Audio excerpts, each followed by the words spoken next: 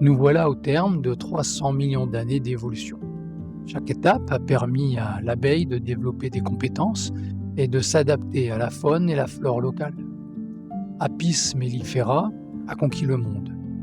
Sa migration naturelle en Europe et en Afrique s'est aussi accompagnée d'une adaptation lente au fil des millénaires, avec les plantes et la faune locale. Cette adaptation locale engendre une diversification en sous-espèces géographiques aux caractéristiques différentes. C'est ce que les apiculteurs appellent des races. Il y en a 26 pour Apis mellifera, dont nous avons vu quelques exemples, comme notre abeille noire bien sûr, Apis mellifera mellifera, mais aussi Apis mellifera ligustica en Italie, Apis mellifera carnica ou encore Apis mellifera caucasica plus à l'est. 26 races, et elles sont toutes en France? Non, elles ne sont pas toutes en France. En fait, seul Apis mellifera mellifera est endémique de nos régions, mais l'homme utilise plusieurs races différentes venues d'ailleurs, et c'est ce qui va commencer à poser quelques problèmes à notre abeille endémique. L'abeille domestique du genre Apis mellifera comprend 26 sous-espèces qui sont interfécondes, identifiées par leurs caractères morphologiques et comportementaux, mais aussi par leur aire de répartition naturelle. Le point commun des abeilles du genre Apis mellifera, c'est l'organisation en colonies avec de nombreuses abeilles et surtout la constitution de rayons de cire pour stocker la nourriture. Tu peux m'expliquer quelles sont les différences entre ces races? Apis mellifera ligustica. C'est l'abeille italienne. Elle est originaire d'Italie. Mais on la trouve aussi dans les autres pays du monde, comme l'Australie ou la Nouvelle-Zélande, où elle a été apportée par l'homme. C'est une abeille originaire de la lignée C. C'est l'abeille jaune? Oui, elle possède des anneaux de couleur jaune, à bandes dorées. C'est quoi ses caractéristiques? C'est une bonne productrice de miel, elle est plutôt douce et facile à manipuler. En revanche, elle est sensible au froid et sa consommation de miel est assez élevée en hiver. C'est l'abeille la plus utilisée mondialement. Apis mellifera carnica. Elle vient d'où celle-là? C'est une abeille d'Europe orientale, l'abeille carnolienne. Elle est originaire d'ex-Yougoslavie, de Slovénie ou encore d'Autriche. C'est également une abeille qui tient ses origines de la lignée C. Comme l'abeille italienne. Oui, tout à fait. Elle est plutôt de couleur gris argenté, légèrement plus grande que l'abeille noire.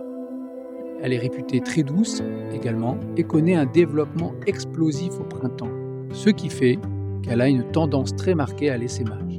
C'est une abeille qui résiste bien au froid et qui hiverne donc très bien. Apis mellifera caucasica. Ça me fait penser à Nausicaa. Le Centre national de la mer à Boulogne? Oui, pour la fin du mot, mais ce n'est pas un poisson, c'est une abeille caucasienne. Originaire de Géorgie et du sud du Caucase, elle est de la lignée O. Elle-même serait dérivée de la lignée C. C'est une abeille qui est également plus grande que l'abeille noire, de couleur gris foncé. Elle est très velue et possède une langue plus longue que ses cousines, ce qui lui permet de butiner des fleurs au pistil plus long. Elle est également réputée très douce, mais également très essaimeuse. C'est une abeille très rustique qui propolis beaucoup.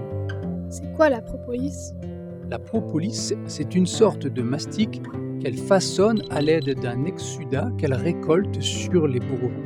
Ce qui rend les visites des ruches parfois difficiles car la propolis colle les cadres. Apis mellifera mellifera. Ah, ça, c'est notre abeille noire. Oui, c'est la seule abeille endémique en France, et notamment dans notre région du Nord et en Belgique. C'est une abeille de la lignée M, ce qui lui donne le deuxième mellifera à son nom complet d'ailleurs. De couleur brun foncé à noir, elle est exceptionnellement rustique. C'est une abeille qui hiverne très bien car elle est très économe en nourriture et autonome. Elle résiste très bien au froid et au climat rude. C'est une abeille qui est peu sensible aux maladies. Elle est souvent essaimeuse, mais peut être parfaitement gérée car elle n'a pas de développement explosif du couvain au printemps. Elle est souvent réputée agressive, mais c'est une fausse idée, car des colonies noires pures sont souvent très douces, bien que beaucoup plus vives sur les cadres. Leur agressivité est souvent la conséquence d'une hybridation ou d'un métissage. C'est ce qui pose problème pour la sauvegarde de cette abeille.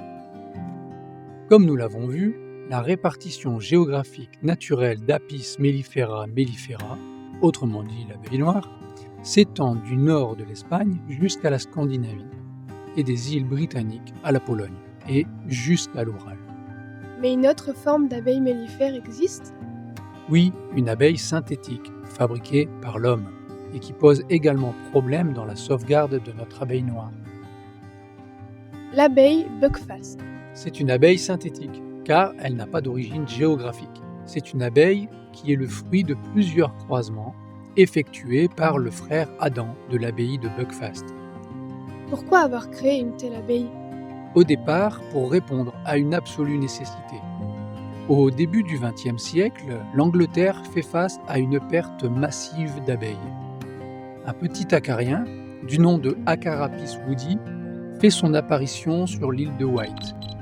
Envahissant les tubes trachéens des abeilles, des milliers de colonies sont ravagées par ce parasite. Le frère Adam de l'abbaye de Buckfast a entrepris alors de créer une race d'abeilles capable de remplacer le cheptel. C'est pour ça qu'elle s'appelle buckfast? Oui, elle est le fruit du croisement de plusieurs souches d'Apis mellifera. Il va aboutir cette abeille qu'on nomme aujourd'hui l'abeille Buckfast. C'est une abeille très répandue en France, notamment auprès des professionnels pour sa productivité.